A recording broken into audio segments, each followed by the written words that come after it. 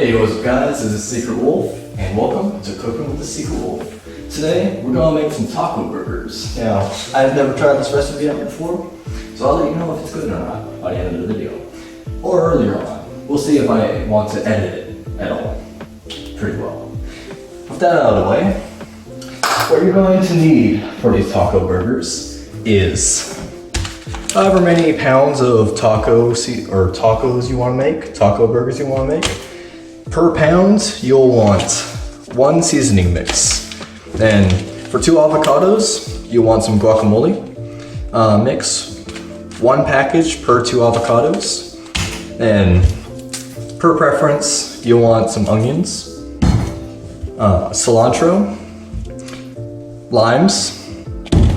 I'll be using probably 2. Tomatoes, of course, by preference. Everything you'd want on a burger or a taco you'd want on this.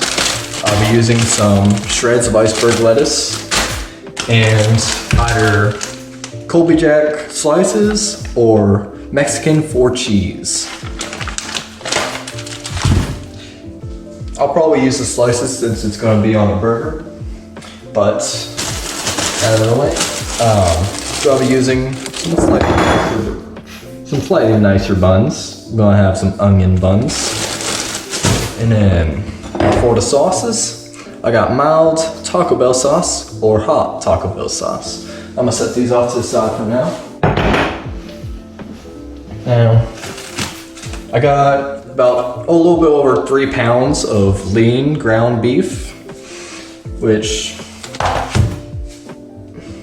I could use a little bit more taco seasoning, but I don't think it will need that much because it's only about, I don't know, it is about 3 pounds exactly. It's my other chuck that needs a little bit more. So these should fit perfectly for that. I'm going to be using 2 different mixing bowls, one for the avocado, one for the ground beef. I'll mix the ground beef first. All right. So, take however much ground beef you're going to use, and then the required amount of taco mix. 1 package per pound. I got about 2.96 pounds. So I'm going to use 3 packets. It equals out to almost 3 pounds. And you'll want 1 package per pound. So I'm gonna unwrap the little chuck. And just slide that all into my mixing bowl here. Can't be afraid to use your hands when mixing burgers. It's almost a requirement. I'm gonna have to get a new plate. All right. Now, without touching any of the other foods, you need to grab your taco seasoning mixes, split them open, and just dump them straight into the ground beef. Just dump it all.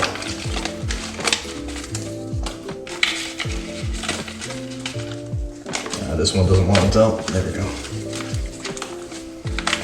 That smells great. It smells like I'm making tacos already. Except I'm not making tacos, I'm making hamburgers. Taco burgers. All right. Just throw these off into the trash. All right.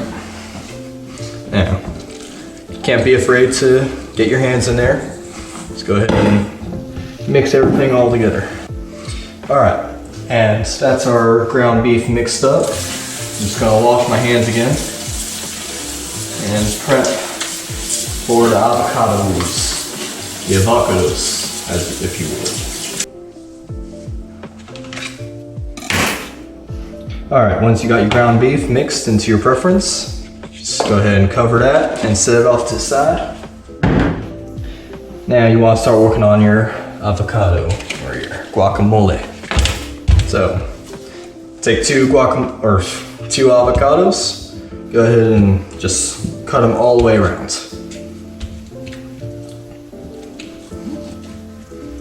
Now these ones are extra malleable today, but once you got that,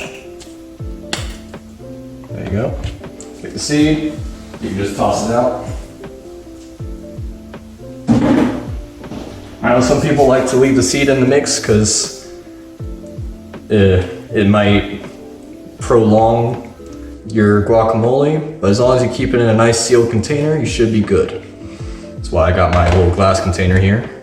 There we go. If the seed doesn't fall out like that super easily, just... There we go. Pop it out with your knife. All right. So now you got your 2 avocados, 4 little peels here.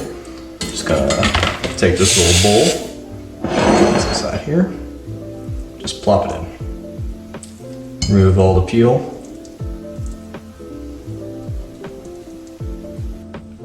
There we go. Remove that peel.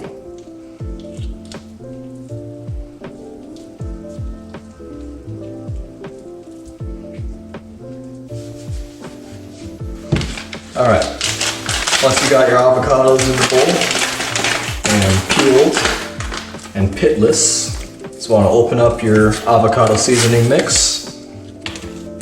Go ahead and dump that in with the rest of the avocados. Or you can mix them first, but it won't really matter all that much. All right, and just crush them up.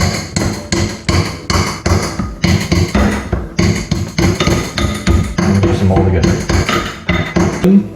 Now I like to throw a little bit of sour cream in my guacamole, but that's a preference. In fact, I have a little sour cream chilling in my fridge right now.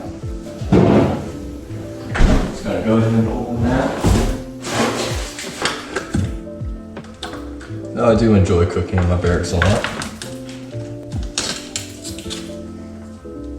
Alright. There we go. A little bit of sour cream. Just adds a little bit of an extra kick to your guacamole. Yeah, that's a pretty good consistency right there. You could also keep this off to the side in case somebody else wants sour cream on, like, directly on their burger. Which I'll probably put a dollop of sour cream on my burger.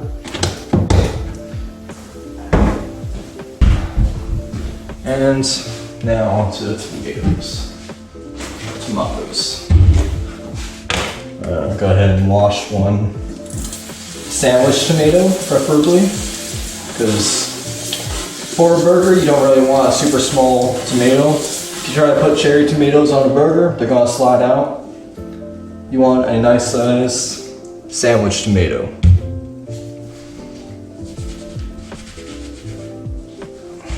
All right. So, it's all personal preference how you cut it, but I like to cut stem first and then just remove the stem entirely.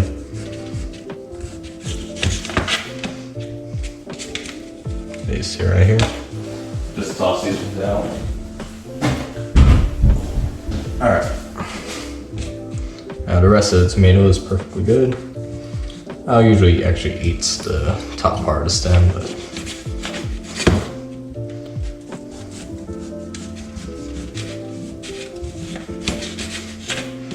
I don't think it's too good showmanship to host a video with your mouth full until you're tasting your product. All right.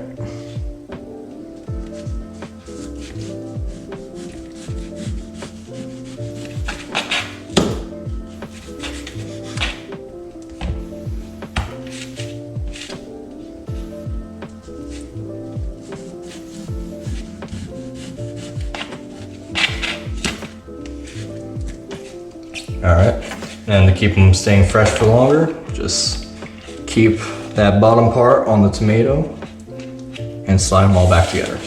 Now, these can go off to the side.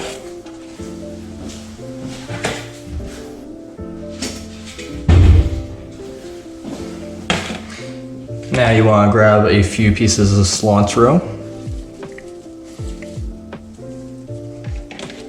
You'll want to cut these up and mix them with your guacamole.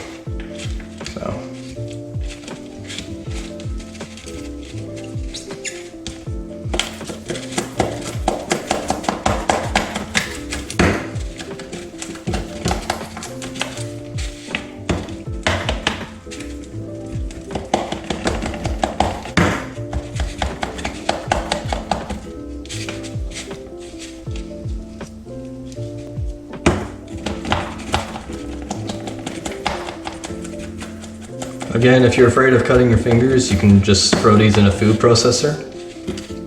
It'll save you some bloodshed, maybe some tears. Same with the onions. They'll most definitely save you some tears, but I don't have a food processor here and it'll be a little bit too loud for the video. So I'm gonna just go ahead and cut them all by hand. All right, let's cut to a nice consistency there. Make sure you don't got any too big of pieces.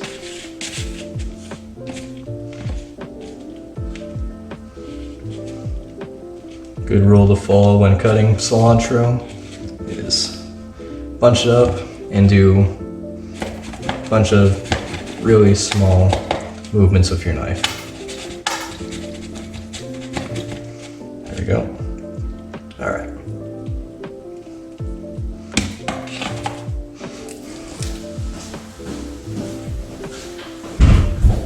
I'm gonna grab my avocados. Make sure I don't put no stems in there. Just slide that in there. Don't think you're escaping. All right.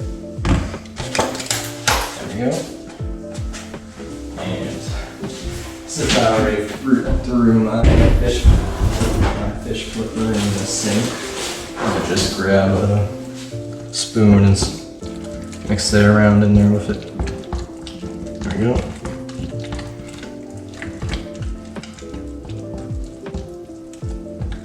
All right.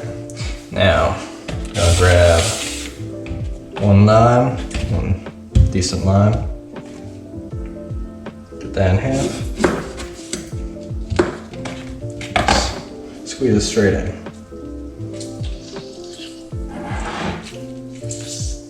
There we go. And mix that around with the guacamole.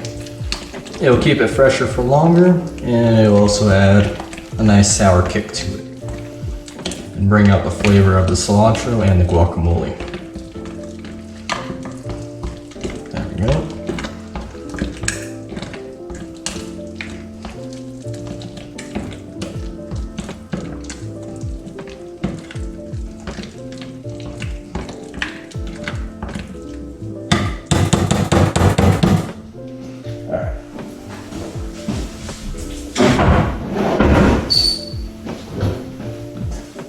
Go ahead and throw the top back on this one. Keep that fresh. All right. And I can move on to,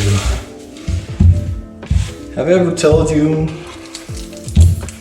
the story of the ants and the apple droplet? The apple juice droplet. See, there once was an ant, and he really wanted an apple droplet, but he couldn't reach the apple droplet, so the ant went to go find his friends, the aphid. The aphid could jump high and high, as high as a dog even.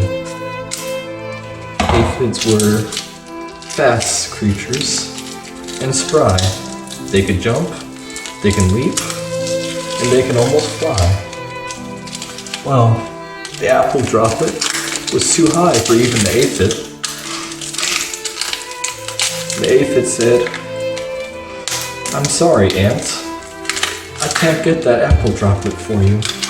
It is too high for me to carry. It is too high for me to jump." So, the ant, disheartened, went on his way to find his other friend, the gnat. Well, the gnat could fly fast. He could fly high as he wanted even, almost as if he could touch the sun. Well, the gnat said to the ant, "I am sorry, but as I am too small, I cannot carry the apple juice droplet. I am sorry, friends. Please find another." But the ant had no other friends to go to, as the aphid and the gnat were the ant's two best friends. With no one else to turn to, the ant went home. There, he found his family, a colony of ants. He turned to the colony of ants, asked them, "Ant, why do you look so sad?" And the ants turned to his colony and his family, and he said, "I am sad because I could not reach the apple droplet for you. I wanted to bring it back to you, my queen, and my friends." Well, they told the ants, "Do not fret, for we have many, and we will help you. We are not just your family, your friends, but we are your allies." So, the ants all returns to the place where the ant had found that water droplet. And they began to climb. They stood on top of each other, and by the end of it, they were able to retrieve the apple droplet and bring it back to their nest and have a jolly old time. And thus is the story of the ant and the apple droplet. Alright, with those onions chopped and that sad story told, let's go ahead and start making our burgers. So, I'm going to grab my ground beef here, and I got my pan here. Probably have to see it from that camera view right there. I promise it's the onion, guys, not the story. Alright, I'm just going to use some olive oil. Now, you can use whatever oil you want. You can use some butter even if you want. Vegetable oil. This is what I have on hand, and this is what I cook with mainly. Give me a moment. It's just free turning. But I'm going to use this olive oil because it's my preference. Oh, it is stuck on there, huh?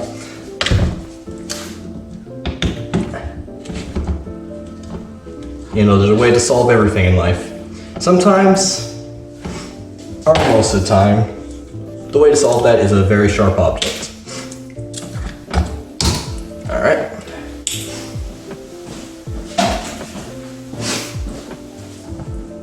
How'd you guys enjoy the story of the ant and the apple droplet? Leave a comment down below. Yeah. Alright.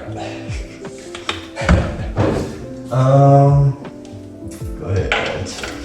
I'm gonna preheat it at high. But then I'll cut it down to about 7 or 8. Once I got the oil sizzling. Alright. So I'm gonna put my onions over here on this table. Actually, you know what?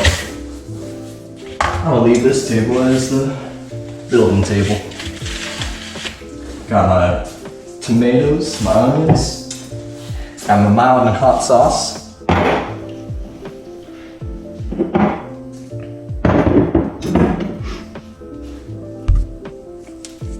Alright. Set that off to the side there. Got lettuce. Let us open this lettuce without making it explode. Once again, sharp, pointy objects makes life so much easier. There we go. Alright.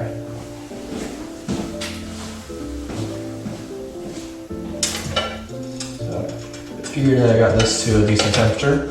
I'm gonna turn that temperature down to about 7.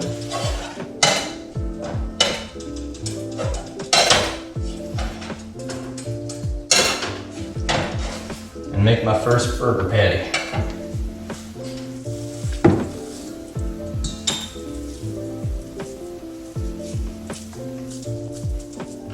I'm gonna make a decent sized one because I got some pretty big buns on there. But you don't want to make them too big or else you won't be able to cook it all the way through for the center. So, something about that size, about the size of your palm or your hand. And just Slap it on the pan.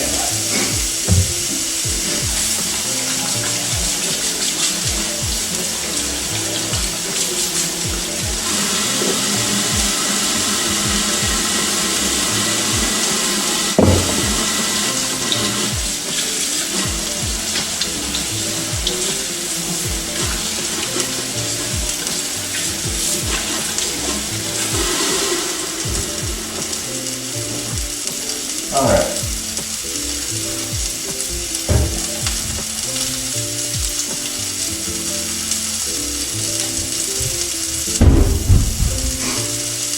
I'm just gonna go ahead and press that down just a bit. And hear the sizzle.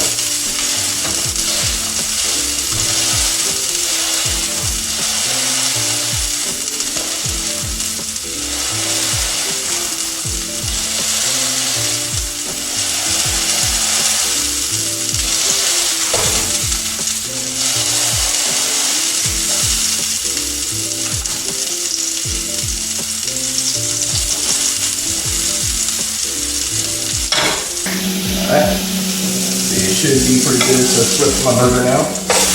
Oh yeah. And right as soon as I flip it, I'm gonna throw my cheese on there. Sure that the cheese has ample amount of time to melt and give it that good melty goodness.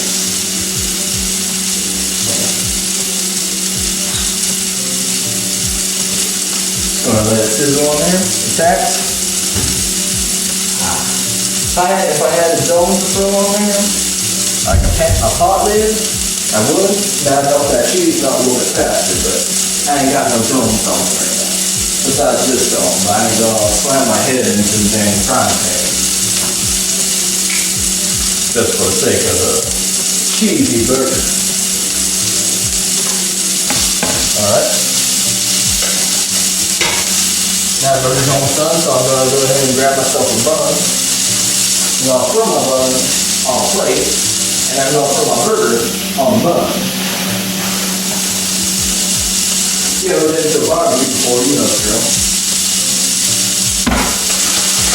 I know I don't got too many onions, but you know what? That's just fine. Alright.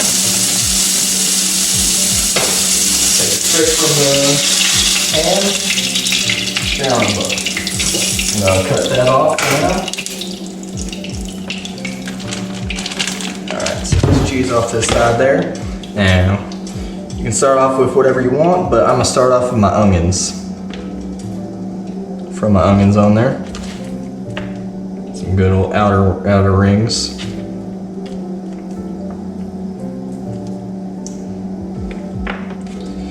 And take a nice decent handful of iceberg shreds, throw that straight on there. And now you can go ahead and soak your hot sauce straight in. I'm gonna use the spicy one, hot one. So I like my burger a little bit spicy.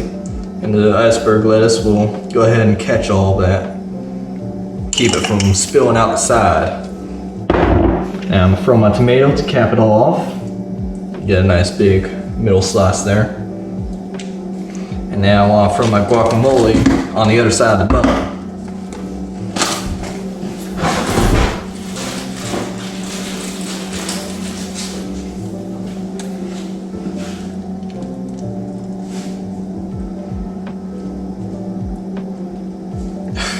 I threw it on the tomato, but you know what? That's just fine. Either way will work. Throw it on the bun too. You know what? I'm gonna just go ahead and fix my mistake there and throw that on the bun too. I put a lot on there, but you don't gotta throw that much on there. I like my guac though, so just throw that back in there. Go ahead and grab another spoon. Throw just a dollop of daisy on that tomato there. It's looking a little bare without the guac on it. There we go, just a dollop. And then smash. Okay. Let's go ahead and go to this camera for that. Smash it straight on there. There we go. and watch that guac drape out the side. Now that is a nice looking burger, if I do say so myself. But looks aren't everything. Let's give it a good old taste test. I'm gonna need both hands for this. This burger is a monster. It's like what you get out of Denny's. Alright. Well, bear with me a second while I figure out where to bite this from. Alright. I see my chopping board there.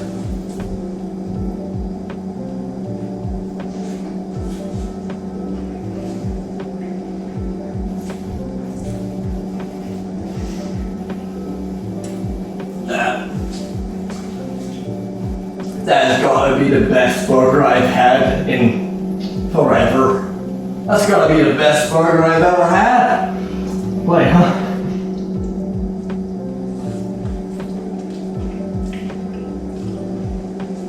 Alright. You know, the mess is a side effect, but it's worth it for that burger. I'm gonna say now, I'm probably gonna eat 5 of those before the night's over.